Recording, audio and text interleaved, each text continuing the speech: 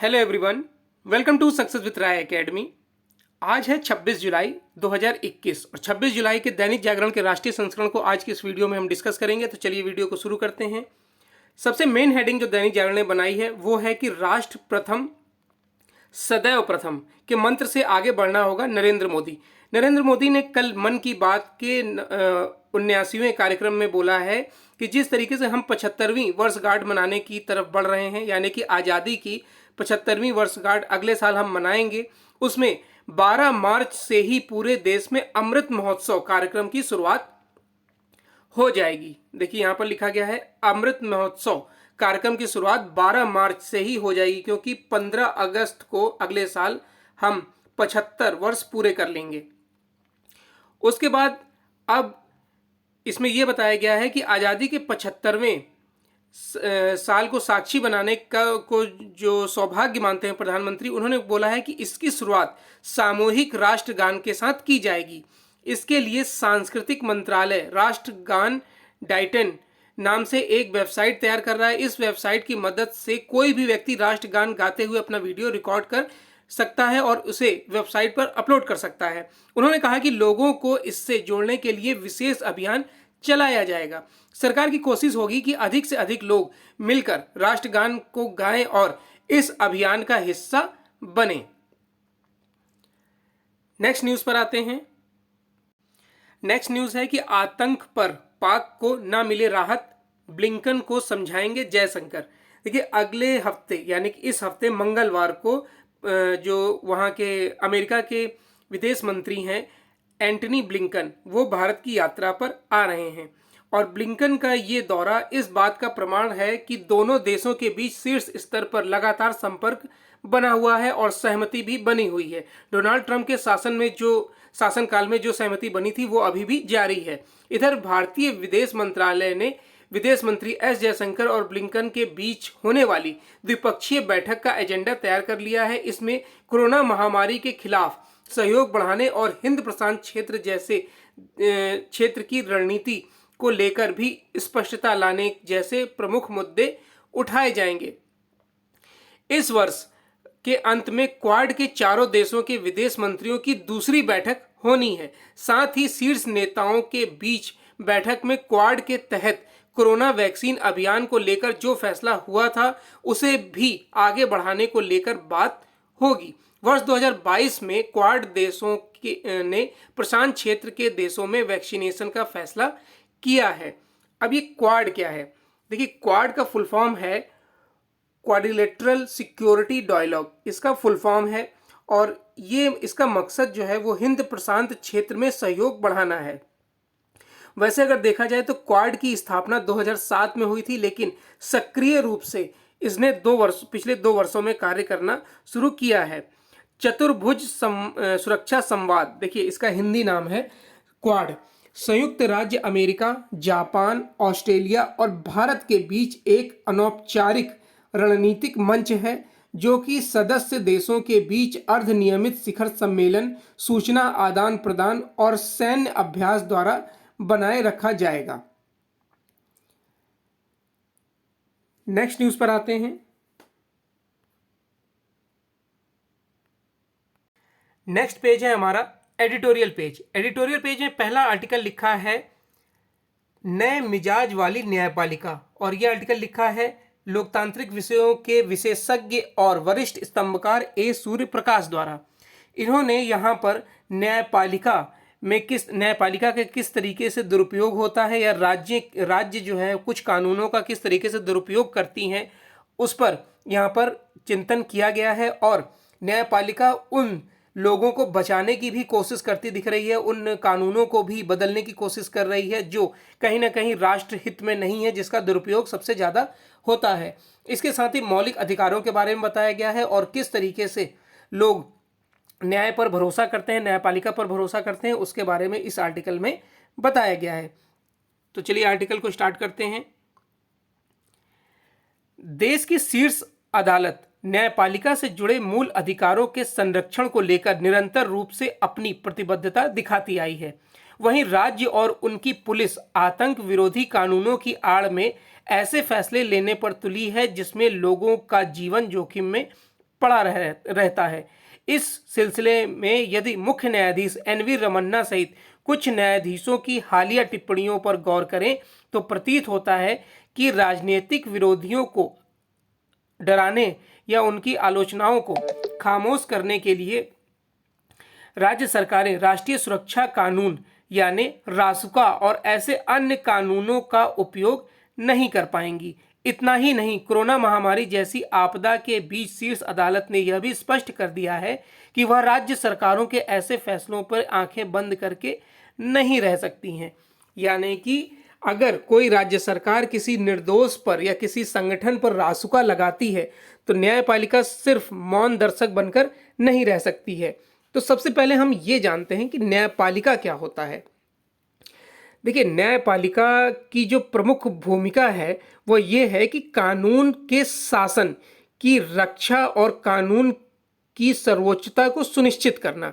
न्यायपालिका व्यक्ति के अधिकारों की रक्षा करती है, विवादों को कानून के अनुसार हल करती है और यह सुनिश्चित करती है कि लोकतंत्र की जगह किसी एक व्यक्ति या समूह की तानाशाही न ले ले। उच्चतम न्यायालय सबसे उच्च अपीलीय अदालत है जो राज्यों और केंद्र शासित प्रदेशों के उच्च न्यायालयों के फैसले के विरुद्ध अपील सुनाता है। इसके अलावा राज्यों के बीच के विवादों या मौलिक अधिकारों और मानव अधिकारों के गंभीर उल्लंघन से संबंधित याचिकाओं को आमतौर पर उच्चतम न्यायालय के समक्ष सीधे रखा जाता है। अब यहाँ पर रासुका शब्द आपको मिला था।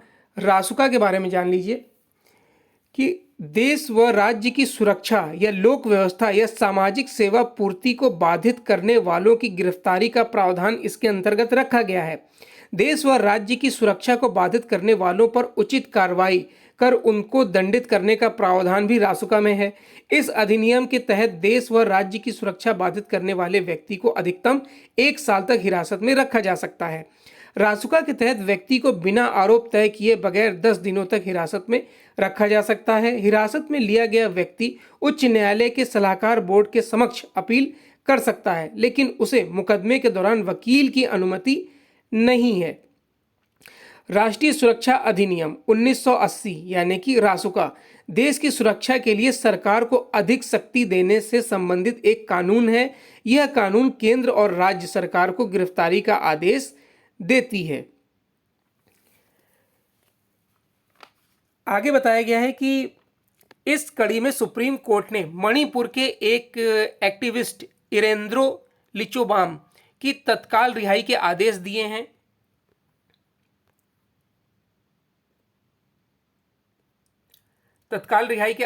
हैं। लिचोबाम को मणिपुर सरकार ने रासुका के तहत गिरफ्तार किया था। दरअसल उन्होंने कोविड-19 से हुई मणिपुर के भाजपा अध्यक्ष की मौत को गाय के गोबर और गौमूत्र से जोड़कर फेसबुक पर एक टिप्पणी की थी। लिचोबाम ने लिखा था कि कोरोना के उपचार गोबर या गौमूत्र में नहीं बल्कि विवेक और विज्ञान में निहित है।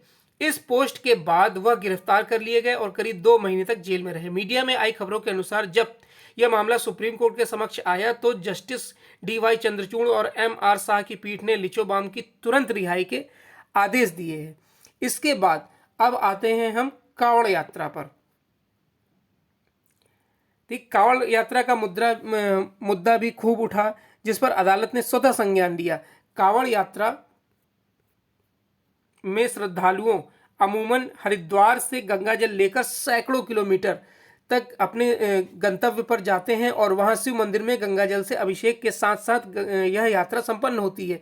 गत वर्ष कोरोना के कारण यात्रा प्रतिबंध हो गई थी। हालांकि इस बार उत्तराखंड और उत्तर प्रदेश ने यात्रा की अनुमति के शुरुआती संकेत दिए थे। आगे बताया गया है कि जस्टिस आर.एफ. नरीमन और बी.आर. गवई ने इस मामले को उठाया और उत्तर प्रदेश सरकार से पुनर्विचार के लिए कहा। इस पीठ ने कहा कि भारत के नागरिक का स्वास्थ्य और अनुच्छेद 21 में उल्लिखित जीवन का अधिकार सर्वोपरि है। न्यायाधीशों ने कहा कि जीवन का अधिकार सबसे बुनियादी मूल अधिकार है और अन्य सभी भावनाएं इसके समक्ष गौण हैं।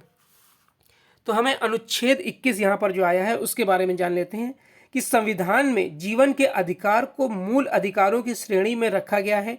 भारतीय संविधान का अनुच्छेद 21 कहता है कि किसी भी व्यक्ति को विधि द्वारा स्थापित प्रक्रिया के अतिरिक्त उसके जीवन और व्यक्तिगत स्वतंत्रता के अधिकार से वंचित नहीं किया जा सकता है।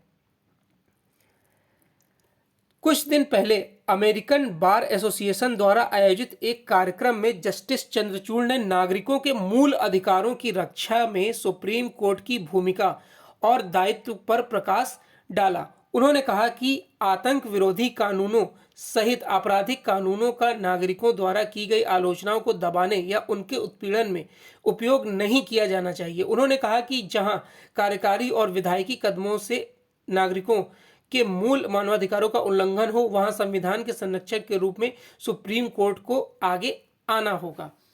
अब यहां पर हमारे जानने के लिए है कि मूल अधिकार, देखिए मौलिक अधिकार भारत के संविधान के तीसरे भाग में वर्णित भारतीय नागरिकों को प्रदान किए गए वे अधिकार हैं जो सामान्य स्थिति में सरकार द्वारा सीमित नहीं किए जा सकते हैं और उनकी सुरक्षा का प्रहरी सर्वोच्च न्यायालय है।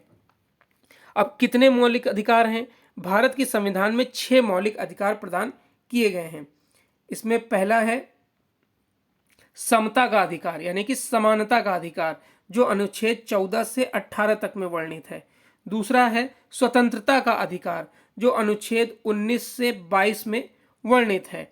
उसके बाद तीसरा है शोषण के विरुद्ध अधिकार, जो अनुच्छेद 23 से 24 में वर्णित है।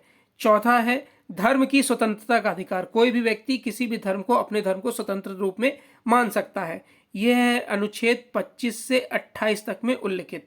उसके बाद पांचवा है संस्कृति और शिक्षा संबंधी अधिकार, सबको संस्कृति और शिक्षा पाने का अधिकार है, संस्कृति अपनाने का अधिकार है, संस्कृति को फॉलो करने का अधिकार है। फ्री की शिक्षा कह सकते हैं, अब कानूनी रूप ले चुका है।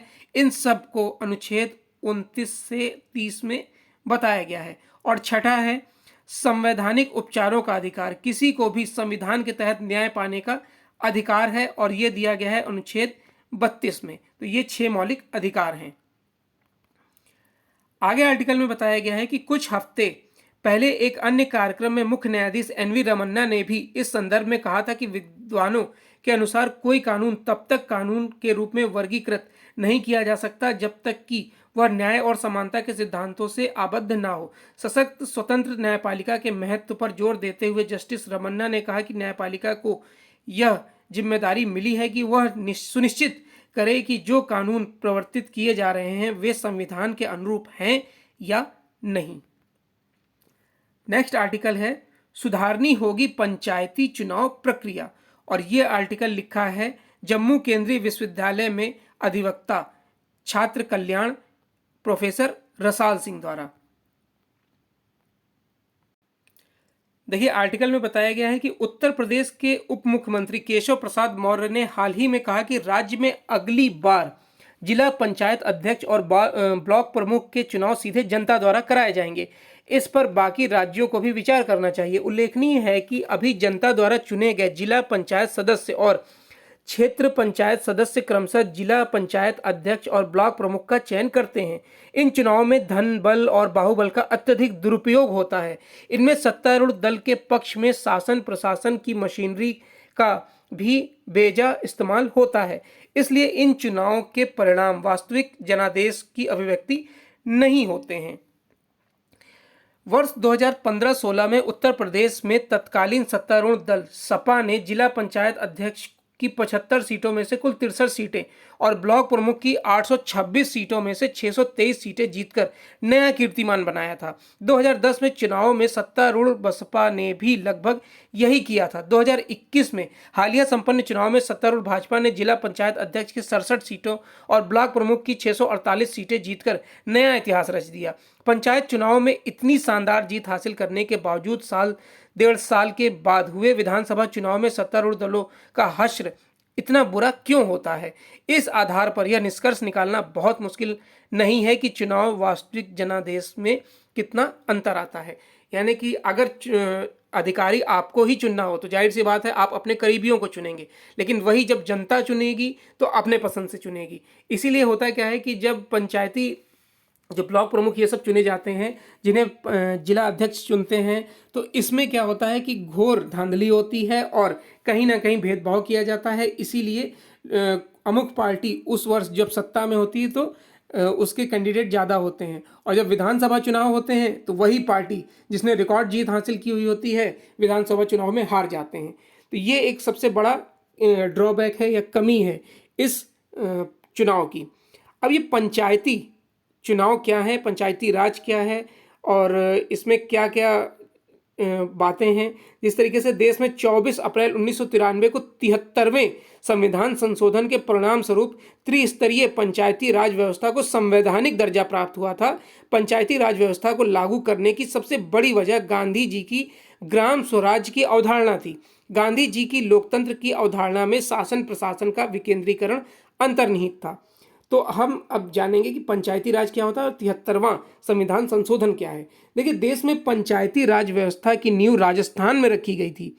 देश के तत्कालीन प्रधानमंत्री जवाहरलाल नेहरू ने 1959 में 2 अक्टूबर यानी कि गांधी जयंती के दिन पंचायती राज व्यवस्था लागू की थी।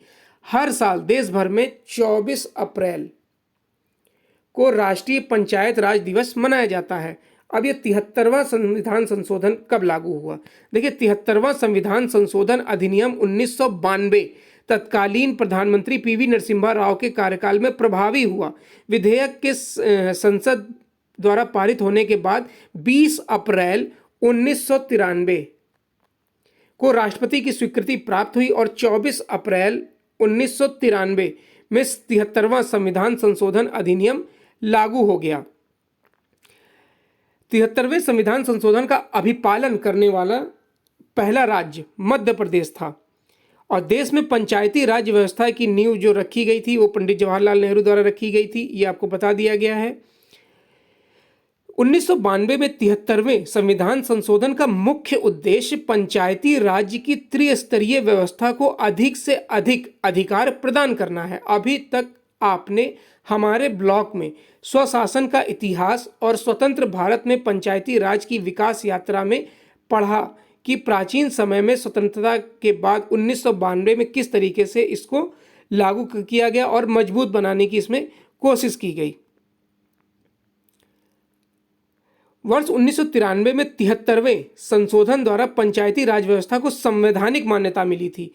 इसका उद्देश्य देश की करीब 2.5 लाख पंचायतों को अधिक अधिकार प्रदान कर उन्हें सशक्त बनाना था, और यह उम्मीद थी कि ग्रामीण पंचायतें स्थानीय जरूरतों के अनुसार योजनाएं बनाएंगी और उन्हें लागू करेंगी।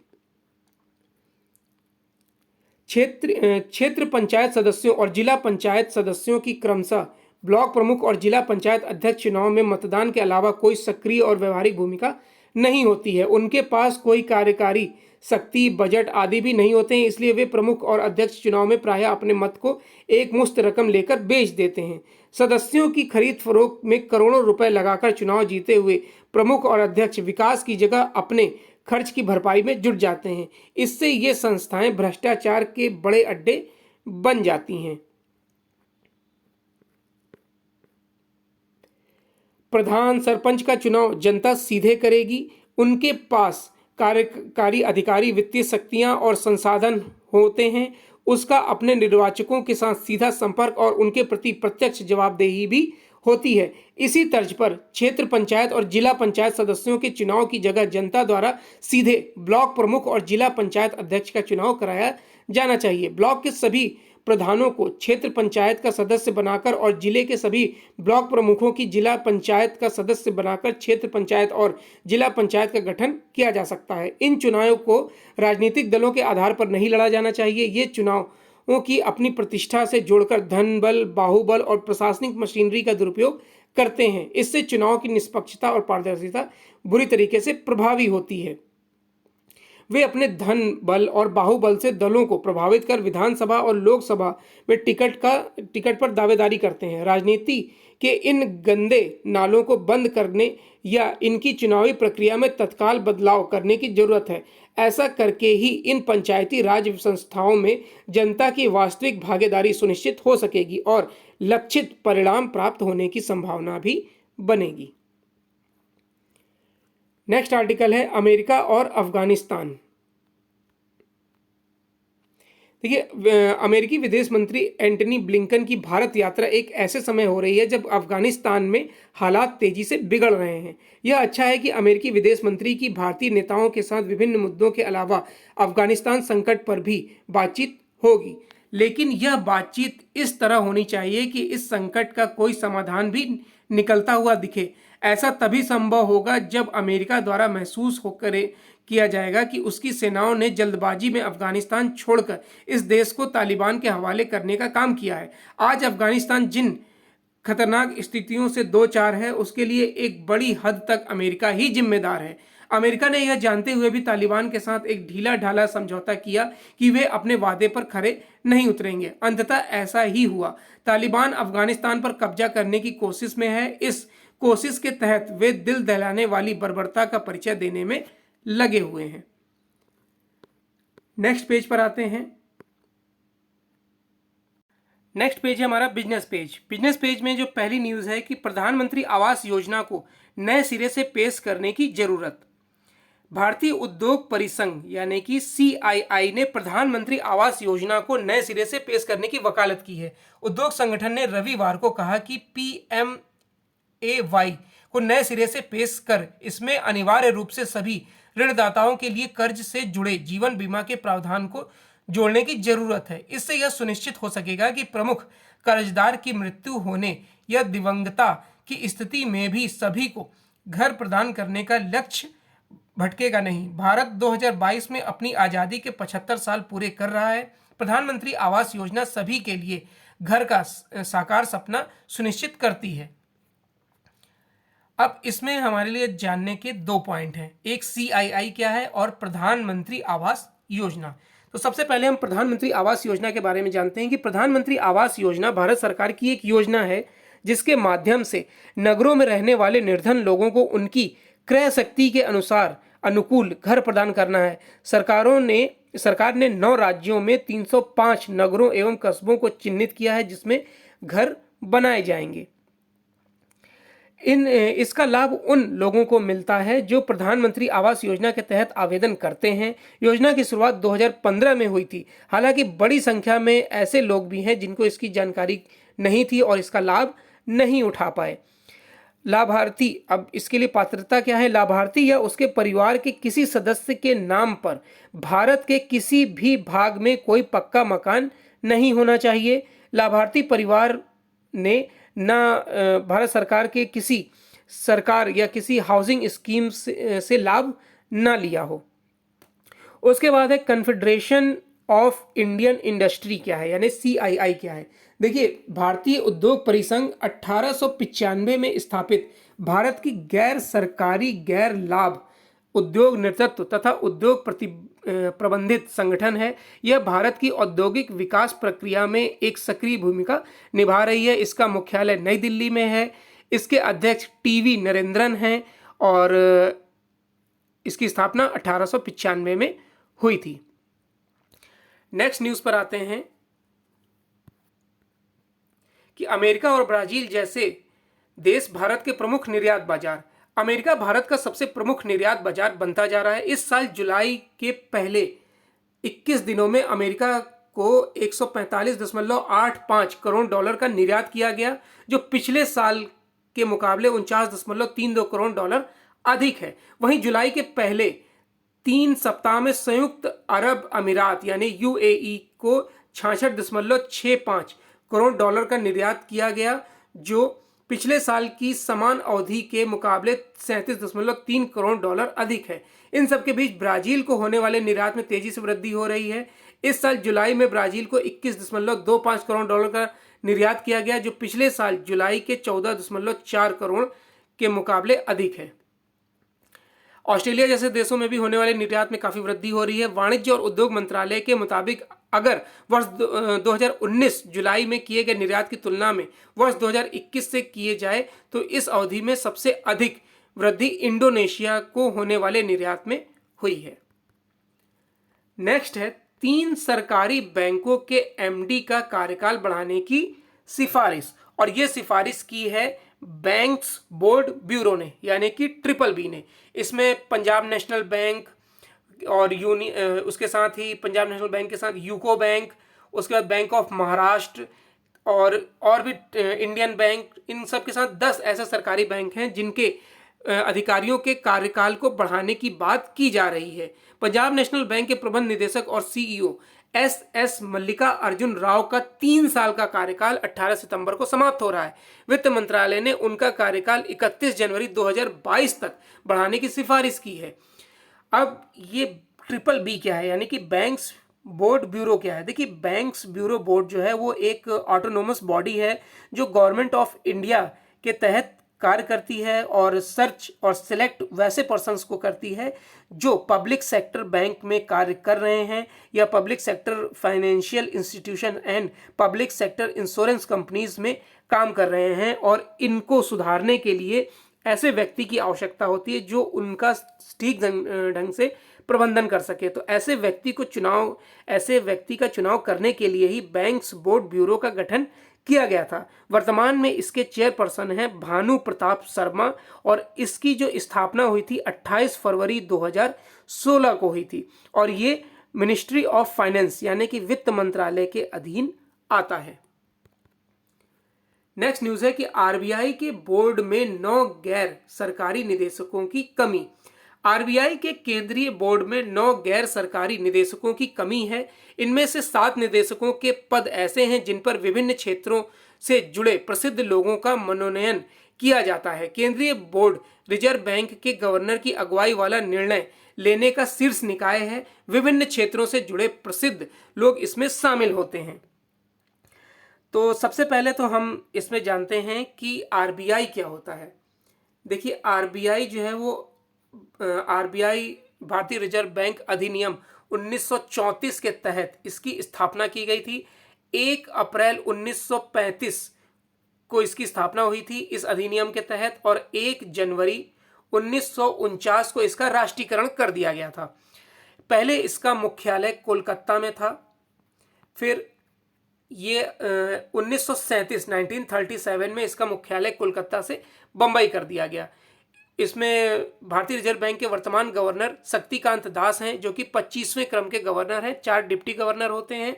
अब बोर्ड की बात करते हैं। आरबीआई के सामान्य अधीक्षक और निर्देशकों के 21 सदस्यीय केंद्रीय निदेशक मंडल यानी 21 सदस्यीय बोर्ड होता है, जिसमें 1 गवर्नर, 4 उप गवर्नर या डिप्टी गवर्नर, 2 वित्त मंत्रालय के प्रतिनिधि, भारत की अर्थव्यवस्था के महत्वपूर्ण तत्वों का प्रतिनिधित्व करने के लिए 10 सरकार नामित निदेशक, 4 निदेशक मुंबई, कोलकाता, चेन्नई आदि से होते हैं। इसमें आरबीआई के अधिनियम के अंतर्गत केंद्र सरकार द्वारा मनोनीत किया गया है। आरबीआई गवर्नर की नियुक्ति जो शक्तिकांत दास की नियुक्ति है वो वित्त मंत्री की सलाहकार पर प्रधानमंत्री द्वारा की जाती है। आरबीआई के अगर हम कार्य की बात करें तो आरबीआई का प्रमुख कार्य क्या है? देखिए, मौद्रिक नीति तैयार करना, उसका क्रियान्वयन और निगरानी करना, वित्तीय प्रणाली का विनियमन और पर्यवेक्षण करना, विदेशी मुद्रा का प्रबंधन करना, मुद्रा जारी करना, उसका विनिमय करना और परिचालन योग्य न रहने पर उसको समाप्त करना, ये सब आरबीआई के अंतर्गत आते हैं। नेक्स्ट पेज पर आते हैं। नेक्स्ट पेज है सुरक्षा परिषद में स्थायी सदस्यों के बीच की खाई को पाट बेहतर संतुलन की जरूरत। तो देखिए, यहाँ पर सुरक्षा परिषद की बात हो रही है।